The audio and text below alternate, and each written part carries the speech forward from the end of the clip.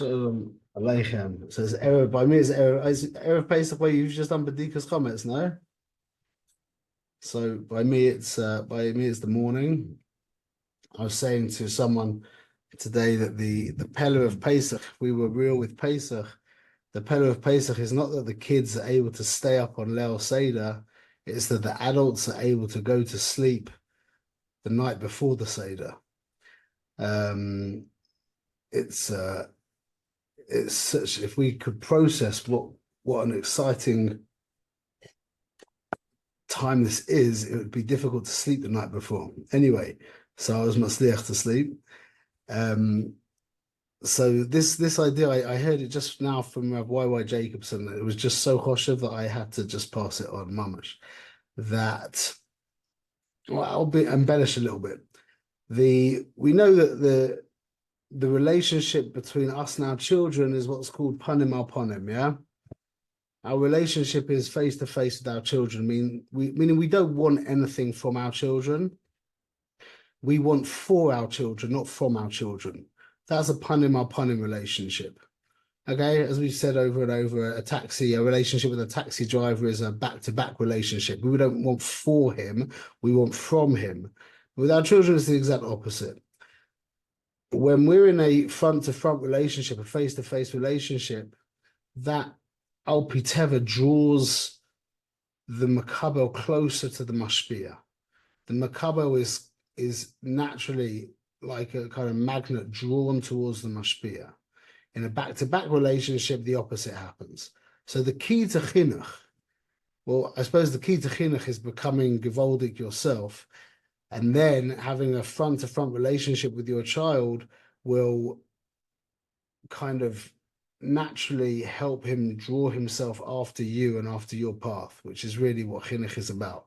So the foundation of chinuch is becoming a tzaddik yourself, and on top of that, having a face-to-face relationship with your son, so he or daughter, whatever, so that they will want to draw after you.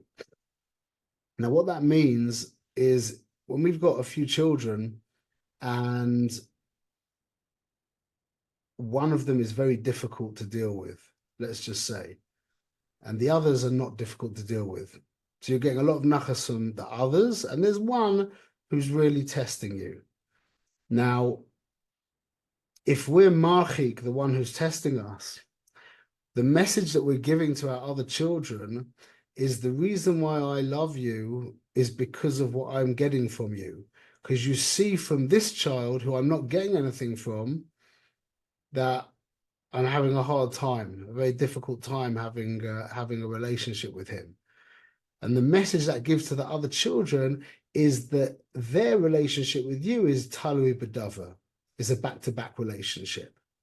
So just bichlal, the relationship with our children is usually predicated on the difficult child. We think the difficult child is being mashpia, bad hashkafas or bad midas into the family, when really the difficult child is presenting the good children with the opportunity to realize that your love for them is not dependent on anything, and it's a real genuine love. It's a face-to-face love. It's exactly the opposite. Everyone understood that? So now the Afikomen, now the Seder is built. Chazal designed the Seder to test your midas in the most profound way they could be tested. Okay, everything about the Seder is set up to get you to be masakin your midas. Okay, think of how many glasses are spilt of the arbacoisus and how much balagan there is, and how much we want this like ruchnius, because there's so much potential for some kind of ruchnius experience, and the kids are screaming and it's late and they haven't eaten, and then they're knocking over the wine and they're trying to lean on the person next to them and they want to hurry up, and the other one wants to say his vort and they don't care, and it's just kulu midas. And that is most profoundly described in the minhag of the Afikomen. Yeah, what do? Is we break the matzah.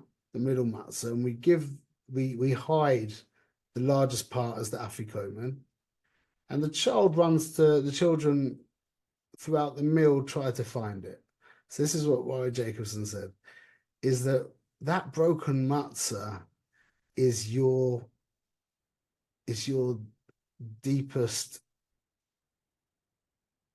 darkest meter that you need fixing. The job of our children, the gabayas, is to hold up not just a mirror, but an X-ray mirror to the zachin that we need to fix in the most profound way. There's no nisyonis deeper than our nisyonis with our wives and with our children. What they are there to do is to hold up an X-ray mirror to show you exactly what it is that you have to take charge of, take responsibility for, and work out. And that's exactly what we do by the afikomen. We break the matzah. That matzah is the symbol of all the stuff that we really need to work out. And the children go to find it. The children will search through all the cupboards and all the drawers and under the clothes and in all the bedrooms, and they'll search everywhere for that broken matzah that you're hiding. And then they bring you the matzah. And what do? So there's two options. You could scream and shout and try and take the matzah back and hide it again because it's been hidden for so long anyway. But the minhag is you give them a gift. That's the story of our children, mamash. The whole story of our children is they are there to dig out that matzah, that broken matzah that we've been hiding. They're there to dig it out, find it wherever it is in the house, and mamash bring it back to us, mamash. And for that we should say yeshakoyach, a thank you. That's exactly what it's about. The hardest children. It's all predicated on the hardest children. That's what it's about. I just thought that was such a chizuk for the Seder, because so much can potentially go wrong. And just remember, you're not in it for you. It's not about, like we've said over and over, the ruchnius experience. If that happens, that's wonderful. But you're there for the children. And I always start the Seder by saying that we are just the source of being this link in this chain is just like, there's nothing else like that. And this chain is predicated on tonight. The fact that we turn around and say that we came out of Mitzrayim and my father told me that we came out of Mitzrayim and his father and his father and his father, and you go back and, like we worked out the other day, even if your grandfather's sitting there who's 60 years older than your 5-year-old child, it was only about 40 of those, so 40 or something of those, your grandfather was a 5-year-old, etc., until we get back to the actual night itself. So this is the night for the children. And like we said in the last year, that we're there to learn from the tamimus of the children. That's manishtana.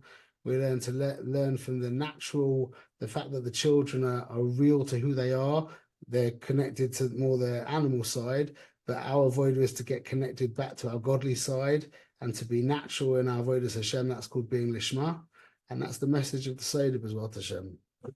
Okay, everyone should have a freilich and a kosher hug. Swat Hashem. Kosher hug. It just reminds me of the vart a little bit from the Egel Azav when it says the mirrors that the wives brought, and that they would look at the reflection of you through the mirror.